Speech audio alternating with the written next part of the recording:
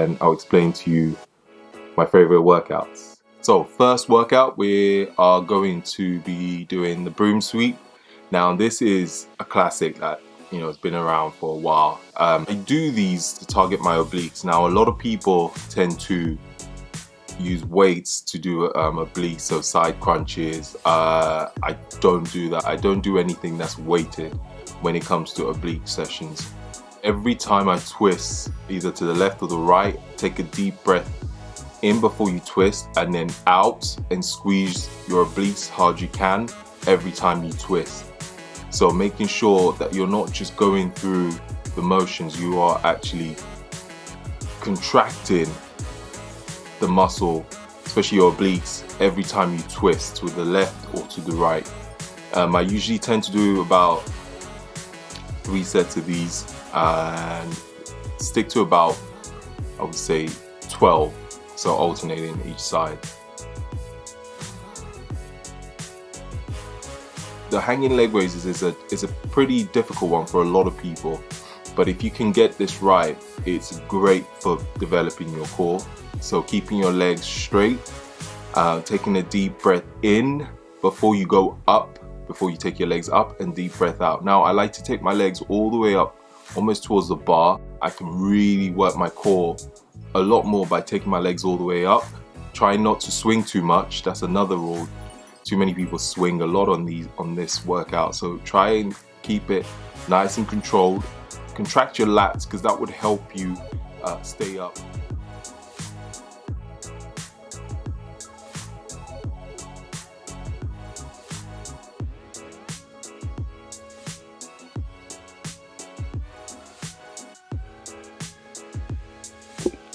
So next we have same thing again, hanging leg raises, but this time with your knees tucked, knees bent. Now this is slightly easier, a slightly easier version. Again, keeping it nice and controlled. Focus on your breathing. Out when you go up, in when you come down. Simple. Now a great alternative to these two, if you can't hang off the bar, is doing them on the mat to start. So same thing, straight leg raises and knees bent leg raises. Those can be done on the mat if you struggle with hanging off a bar. You have the barbell rollout. It is very similar to a stability ball rollout on your knees and the ab wheel rollout, but I like to use the barbell. So when you roll the bar all the way out, take a deep breath out, and when you roll the bar in, take a deep breath in. Now try and keep the eccentric pace, so when you roll out the bar, slow it down. Again, 2 to 3 seconds tempo. Nice and slow when you roll it out, and then in as quick as you can. So out nice and slow. With the rollouts, it really works your core, really targets your core. If you haven't done these before, try it. It is brutal. I would even sometimes take the tempo to a 5-second tempo when I'm going all the way down.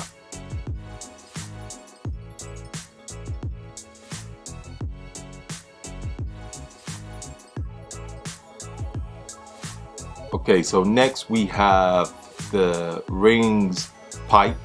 Now this one is again a difficult one, but it really is one of my favorites when it comes to working my core and my abs as well. It's a tricky movement to do. I'm using the rings, but you can use a stability ball as well to do these if you find it difficult to use the rings, or you can use a TRX rope. With this, again, tempo is key. So make sure when you go up, you breathe in, keep it nice and steady. When you go out, you breathe out, and then you come all the way out. So you want to try and make sure that your whole body is aligned in a straight line when you come back down. Again, nice and controlled, keeping the tempo again to about 2 to 3. I would also, with where I place my hands, I always try and make sure that I place them shoulder width apart. But these are amazing for your core. So if you haven't done these, try them. You can start with a stability ball, and then you can, progress up to using the rings. Next, we come to the V-ups. Now this, you are going to be starting with your feet off the floor, your hands off the floor, as you can see in the video. And you will slowly try and bring those two together. So feet off the floor, hands off the floor, and come up and meet with each other. So deep breath in when you're down, and breathe out when you come up. When you breathe out when you come up, squeeze your abs. So deep breath in and out when you come up. Again, try and keep the tempo nice and controlled. No rushing it, no rushing the movement. That's one of the most important things I would say when it comes to core. Don't rush the movements.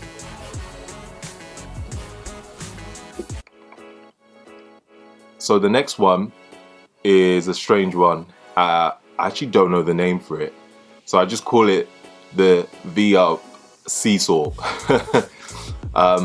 This one, again, you start with, if you notice how I started in the beginning, you crunched up almost into a ball, and then you open up and out into the V-up position as you you saw before. So feet off the floor, hands behind you off the floor as well.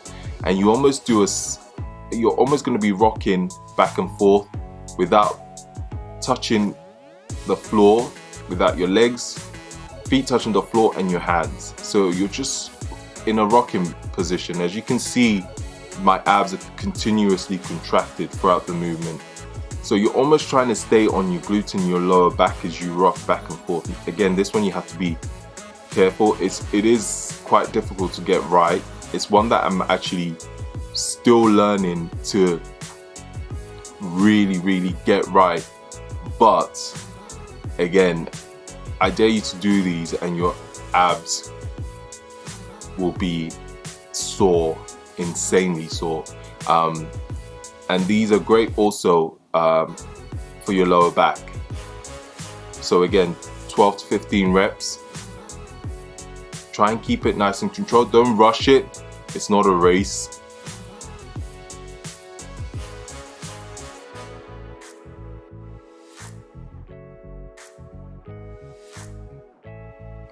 So next we have the Superman, which is a great core workout that I love doing. You always know how strong your core is getting is when you can do these easily and comfortably without shaking, or without shaking to one side or the other. Now you start with your hands shoulder width apart on the mats. I like to point my hands out slightly also on the floor, and then my feet again slightly wider than my hips. So you want to take up your right arm and your left leg at the same time. Now again, if this is one that I'm still trying to get 100% right, but it's far better. It's such a great test to how strong your core is getting. Again, so try and do these. I try and keep to about 12 reps, alternate each side, or you can stick to one side and you do 6 on one side and then change to do 6 on the other side. If you want to make this harder, someone told me to do this and I thought it was ridiculous, but close your eyes and do them. It makes it a lot more difficult, but actually makes you focus a lot more on the movement. What I've also done is put an easier version. So this one will be on your knees, same principle.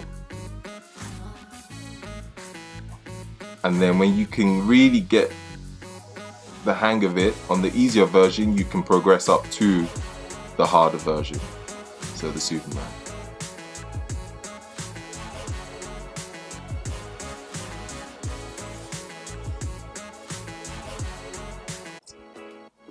And next we have the ball slams. Now this one is another weird one that a lot of people don't think about doing, but it is another great core workout. Now, you're not just slamming the ball without any thought. So there's a point to this workout. So before you slam the ball, when you take the ball up, take a deep breath in, and when you slam the ball down, you want to crunch down with your abs and then slam the ball. You should be crunching in before you slam that ball down. Your arms will be doing some work, but you're focusing on your core on this one. You can also do, if you can't slam the ball on the floor in your gym, get one of those boxes where you can jump, those plyo boxes, and slam the ball on that. It's the same effect. But yeah, and again, another 12 to 15 reps in these 3 sets. Really use your core when you slam the ball on the floor. Breathing is key again with this one. Take a deep breath in when you take your arms over your head. Breathe out and you slam the ball down onto the floor.